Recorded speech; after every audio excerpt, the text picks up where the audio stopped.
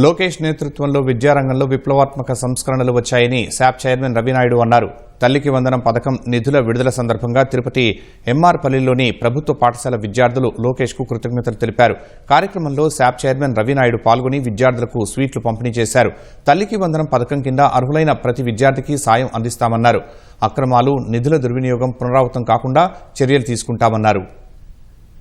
ప్రతి తల్లికి 5 మంది ఉన్నా, 4 ఉన్నా, 3 ఉన్నా, 2 ఉన్నా, ఎంతమంది ఉంటే అంతమంది పిల్లలకి 15,000 రూపాయలు ఇస్తామని చెప్పి మాటియడం, ఇచ్చిన మాట ప్రకారం ఆర్థిక ఇబ్బంది ఉన్న తల్లుల ఖాతాలో నిధులు జమ అవుతున్నాయి. దాదాపు 10,000 కోట్ల పైన నిధులు వాళ్ళ అకౌంట్లో వేయడం జరుగుతోంది. నారా లోకేష్ గారు విద్యాశాఖ మంత్రి అయిన తర్వాత విద్యాశాఖలో అనేక మార్పులు వచ్చాయి.